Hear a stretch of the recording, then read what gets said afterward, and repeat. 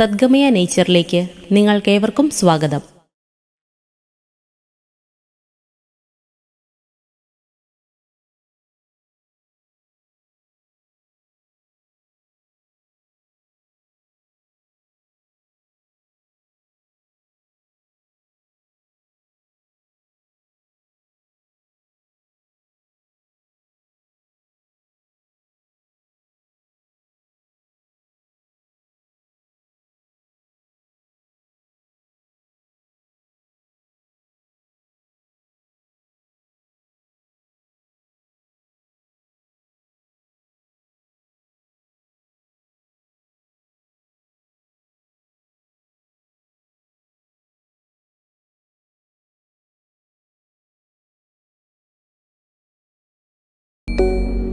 Sadgamaya nature.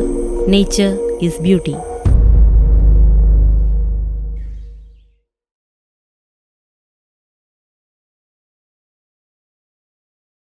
മണമോ നിറമോ ഇല്ല. ഇത് അന്തരീക്ഷത്തിൽ കലർന്നാൽ പെട്ടെന്ന് തിരിച്ചറിയാനാവില്ല. ഇത് ശ്വസിച്ചാൽ നമ്മുടെ ശരീരത്തിലെ അവയവങ്ങളിലേക്കുള്ള ഓക്സിജൻ നഷ്ടപ്പെടുകയും ബോധം മറയുകയും ക്രമേണ മരണം സംഭവിക്കുകയും ചെയ്യുന്നു.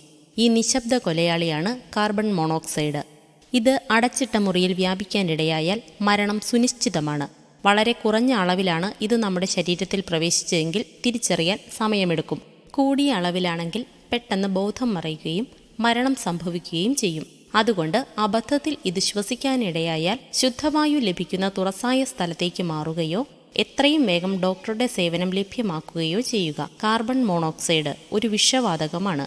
അന്തരീക്ഷത്തിൽ ഇത് വളരെ ചെറിയ അളവിൽ കാണപ്പെടുന്നു. നമ്മൾ കേട്ടിട്ടുണ്ട് കിണർ വൃത്തിയാക്കാൻ വന്നവർ മരണപ്പെട്ടുവെന്ന്. അതിനു കാരണം കിണറിലെ വായുവിൽ കാർബൺ മോണോക്സൈഡിന്റെ സാന്നിധ്യം കൂടുതലായതിനാലാണ്. ഇത് ശ്വസിച്ചാൽ ശക്തമായ ശ്വാസതടസ്സം ഉണ്ടാകുന്നു.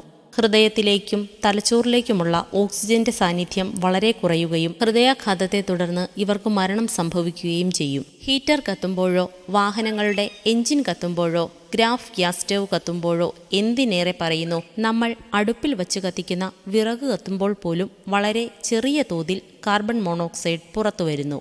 ഇത് വലിയ അളവിൽ രക്തത്തിൽ കലർന്നാൽ ഹീമോഗ്ലോബിനുമായി ചേർന്ന് കാർബോക്സി ഹീമോഗ്ലോബിൻ ഉണ്ടാകുന്നു. അപ്പോൾ ഹൃദയവും തലച്ചോറും ഓക്സിജൻ കിട്ടാതെ സ്തംഭിക്കുകയും മരണം സംഭവിക്കുകയും ചെയ്യുന്നു. വളരെ ദുഃഖകരമായ ഒരു സംഭവമാണ് 2 വർഷം മുൻപ് 8 അംഗ കുടുംബത്തിന് സംഭവിച്ചത്. അവർ തണുപ്പകറ്റാൻ വേണ്ടി ഹീറ്റർ പ്രവർത്തിപ്പിക്കുകയും തുടർന്ന് അത് കത്തിപ്പടർന്ന് കാർബൺ മോണോക്സൈഡ് മുറിയിൽ വ്യാപിക്കുകയും ഹൃദയാഘാതത്തെ തുടർന്ന് ആ കുടുംബം മരണത്തിന് കീഴടങ്ങുകയുമായിരുന്നു. അതുപോലെ തന്നെ കഴിഞ്ഞ ദിവസം കൊടുങ്ങല്ലൂരിൽ 4 അംഗ കുടുംബം ആത്മഹത്യ ചെയ്യാൻ ഉപയോഗിച്ചത് ഈ വാതകമാണ്. ഇപ്പോൾ വേനൽക്കാലമായിരിക്കുന്നു. നമ്മൾ കിണറുകൾ വൃത്തിയാക്കാൻ തുടങ്ങും. എന്നാൽ നമ്മെ പിടികൂടാനിരിക്കുന്നത് കാർബൺ മോണോക്സൈഡ് എന്ന സൈലന്റ് കില്ലറാണ്. ഇതിന്റെ സാന്നിധ്യം ഉറപ്പായും കരുതിയിരിക്കുക. അതിനായി ഒരു കഷ്ണം പേപ്പർ കത്തിച്ച് ആദ്യം കിണറ്റിലേക്കിടുക. അത് പൂർണ്ണമായും കത്തിത്തീരുന്നതുവരെ കെടാതെ ഇരുന്നാൽ അവിടെ ഓക്സിജന്റെ അളവുള്ളതിനാലാണ്. എന്നാൽ പേപ്പർ പെട്ടെന്ന് കത്തിക്കഴിഞ്ഞാൽ മനസ്സിലാക്കുക ആ വായുവിൽ കാർബൺ മോണോക്സൈഡിന്റെ അളവ് കൂടുതലാണെന്ന്. ഓർക്കുക, നമ്മുടെ സുരക്ഷ നമ്മുടെ കൈകളിലാണ്. കുട്ടികളെ ഇതിൽ നിന്ന് മാറ്റി നിർത്തുക.